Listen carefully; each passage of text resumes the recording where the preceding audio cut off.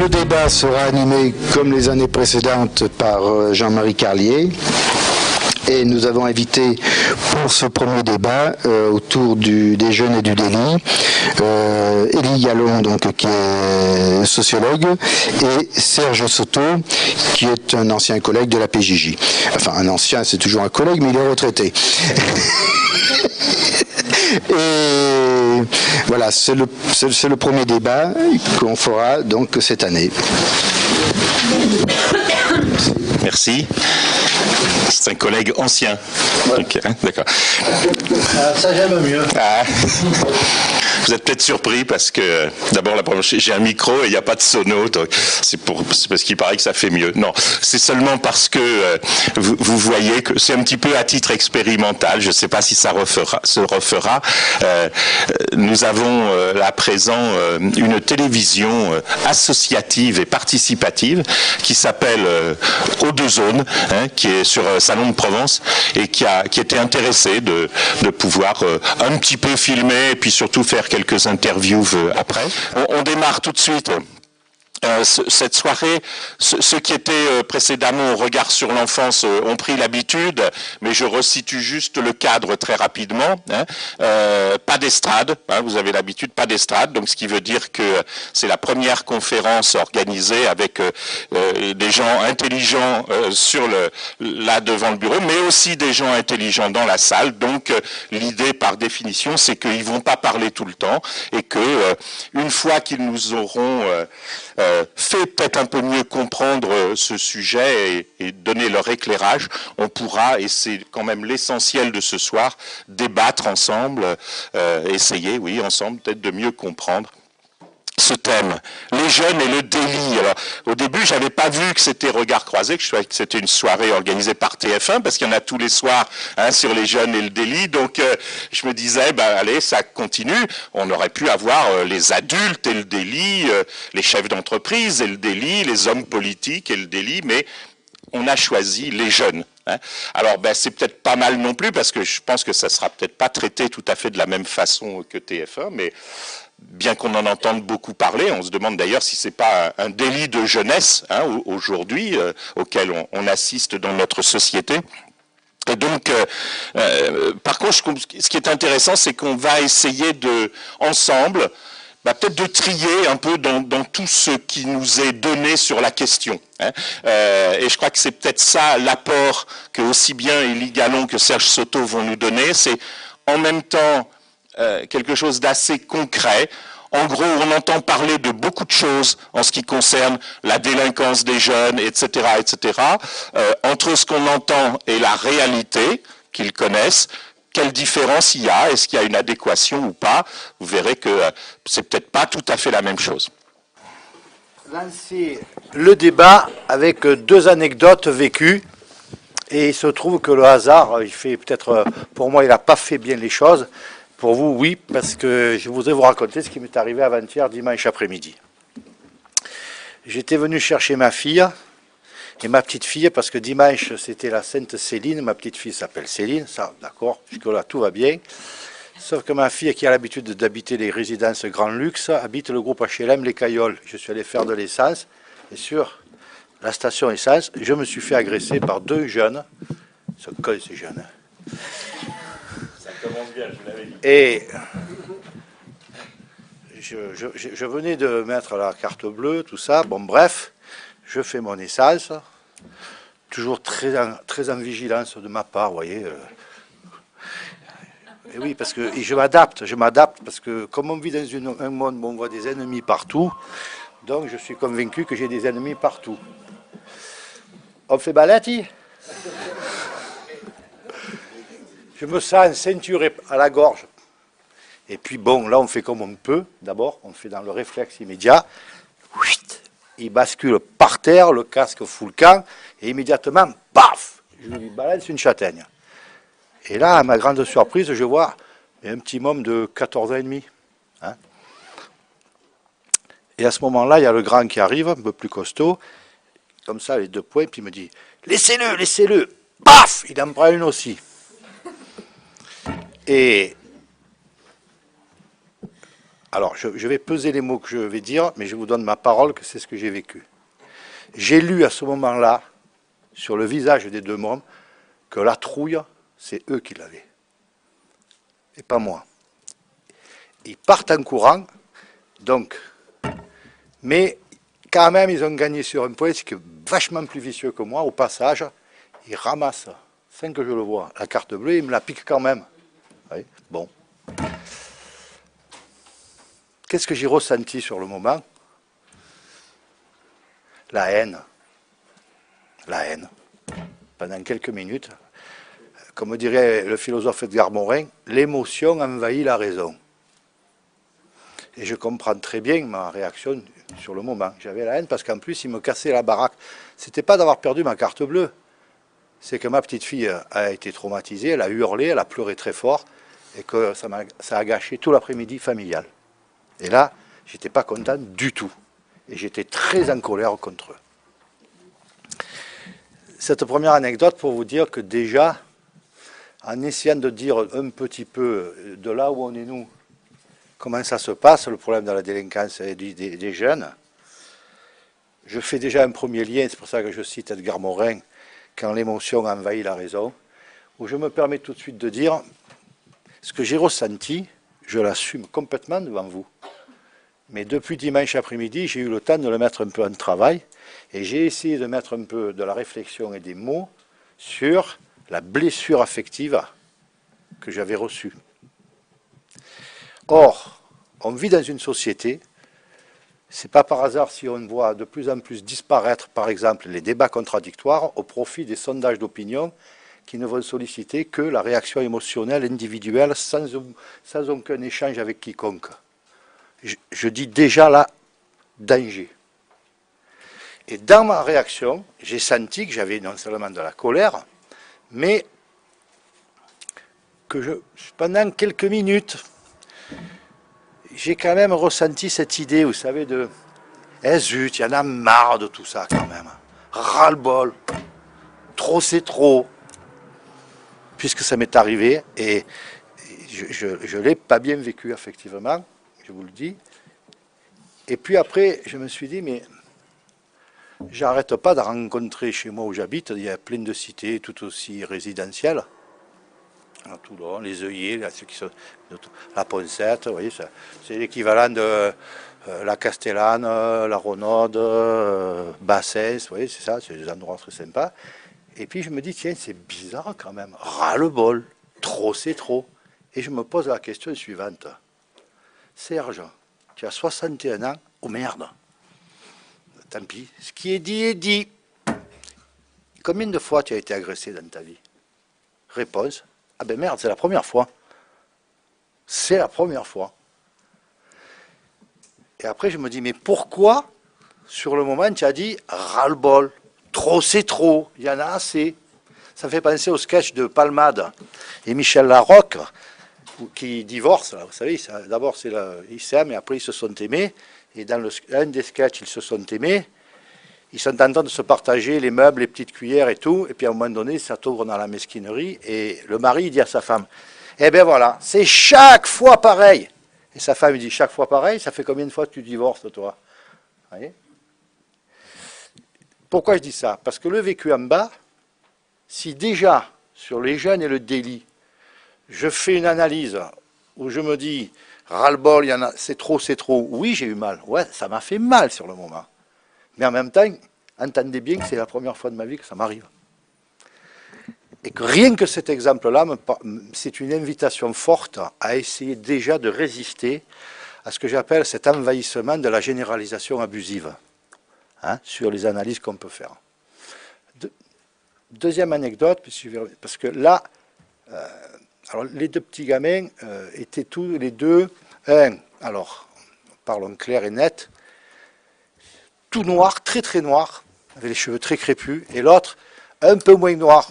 Et quand je me suis fait interroger, c'était moins noir comment? Alors moi je ne savais pas dire, j'ai pas trop eu le temps parce que... Et alors, basané, méditerranéen, allez va pour méditerranéen. Mat de peau, très mat de peau.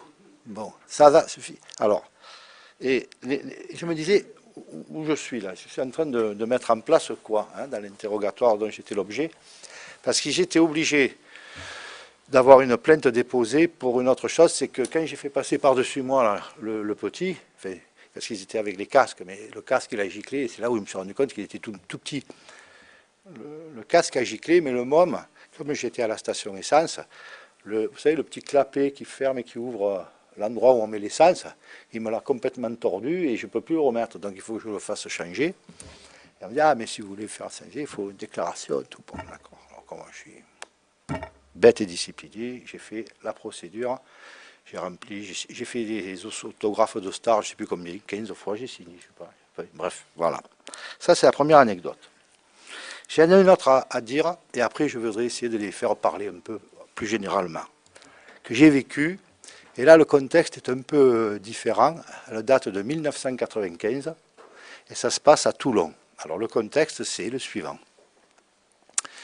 Le maire de Toulon s'appelle Jean-Marie Le Chevalier, du Front National. Vous allez voir, parce que tout ce que je dis, il n'y a rien qui est neutre, bien entendu. J'attends le bus dans un grand boulevard central de la ville. Il est 18 h, c'est le mois de mai, et c'est un arrêt où il y a au moins 10 bus différents qui s'arrêtent. Nous sommes donc au moins 50 personnes à attendre chacun sa ligne de bus. Devant moi, 2 petits gamins, tous les 2 maghrébins. Tout est important hein, dans mes termes, et c'est volontaire. Un qui a 5 ans, l'autre 7 ans. Le petit, il a une bouteille comme ça, vide, et il y met des cailloux, jusqu'à ce qu'il en mette jusque-là à peu près. Il ferme avec le bouchon, il prend la bouteille, il la balance très très fort sur les voitures qui passent. Un monsieur derrière moi engueule le gamin. Il dit, il ne faut pas faire ça à tout.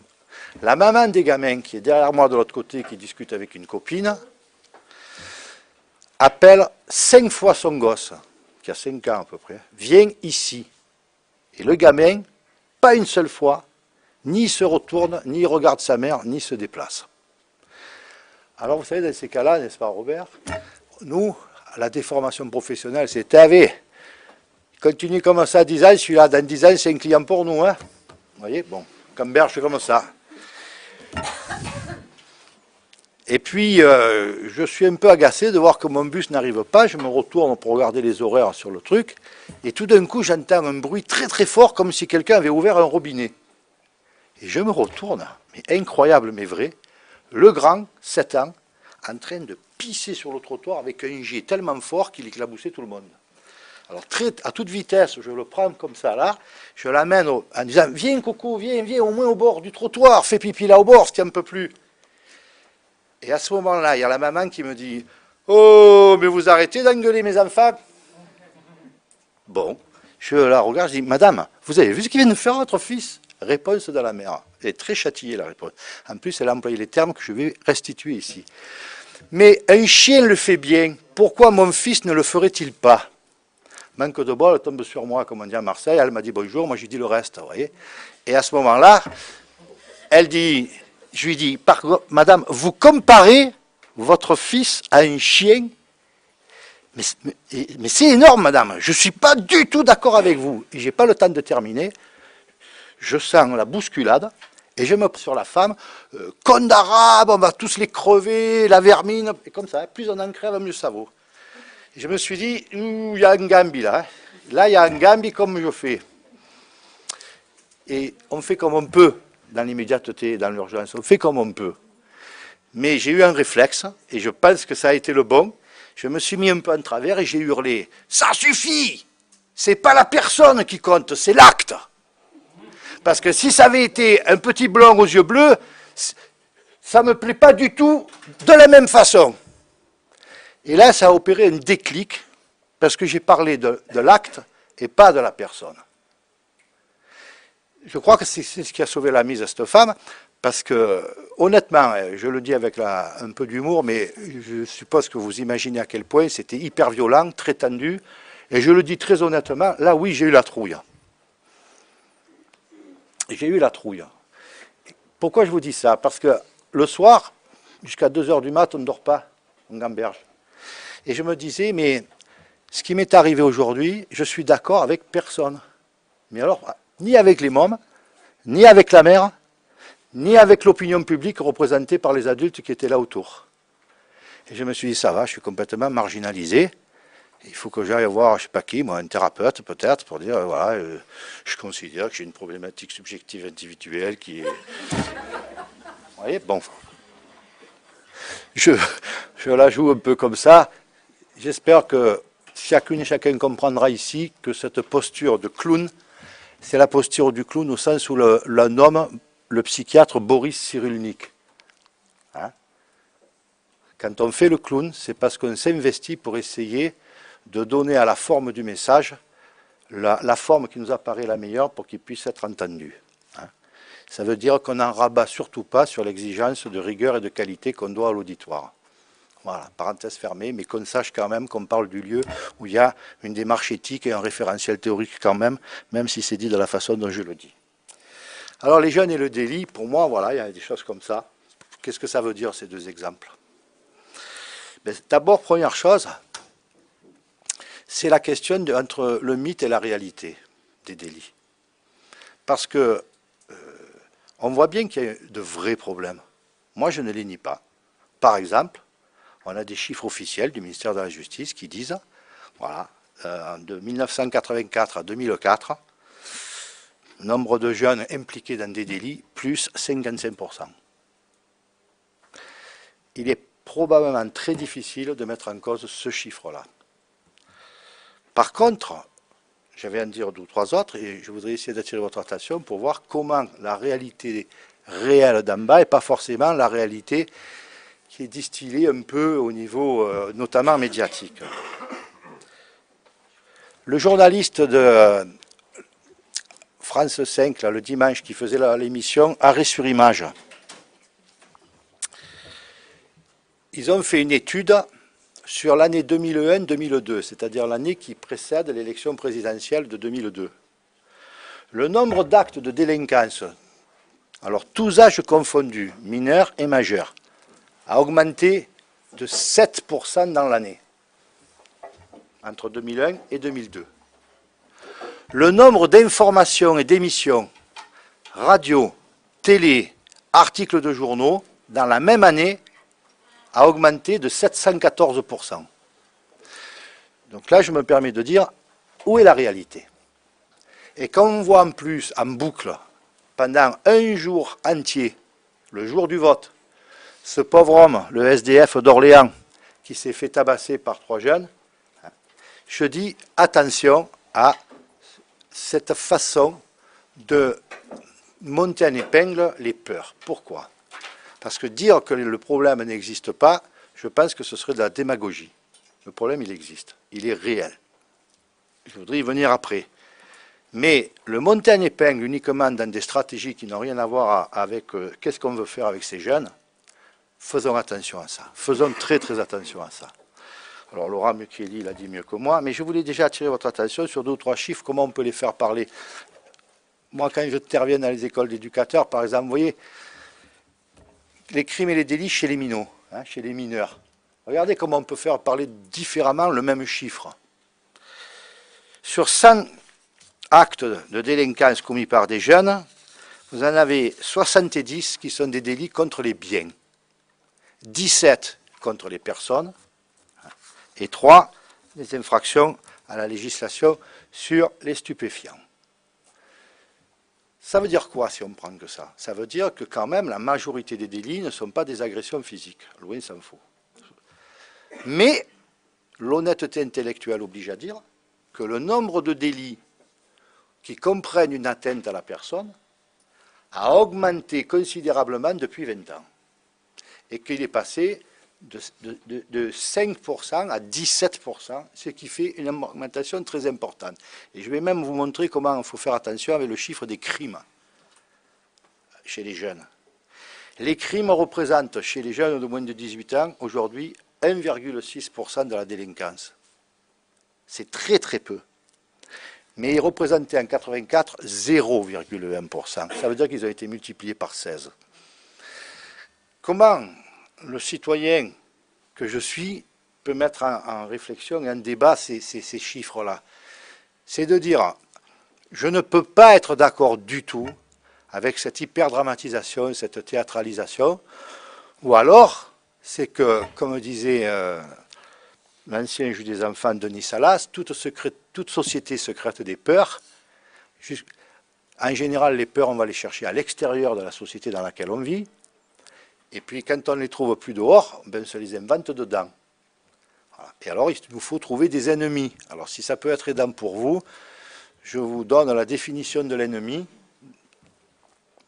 C'est la définition de Pierre Desproges. Il y a deux catégories de gens qui ont beaucoup d'avance sur les autres, c'est les humoristes et les poètes. Il faut beaucoup écouter ces gens.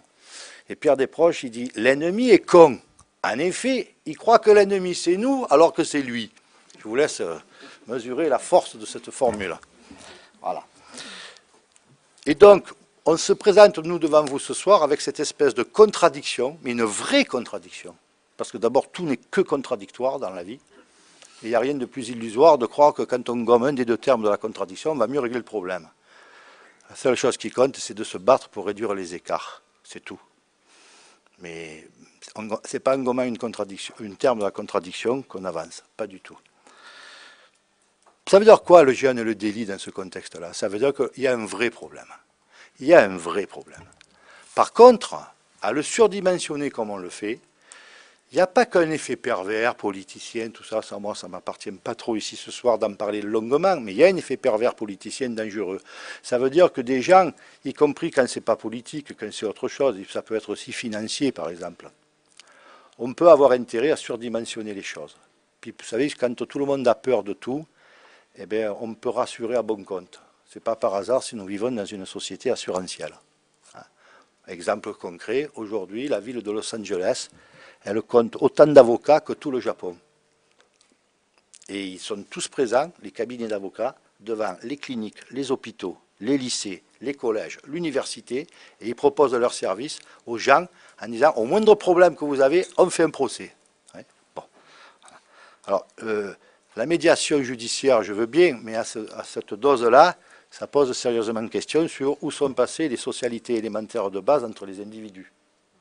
Voilà. Alors, comme on ne va pas faire trop long, je balance quelques trucs comme ça, et je vais terminer en disant, pour moi, ça veut dire quoi, cette contradiction? Ça veut dire que je vais vous proposer qu'on discute ce soir à partir d'une autre approche.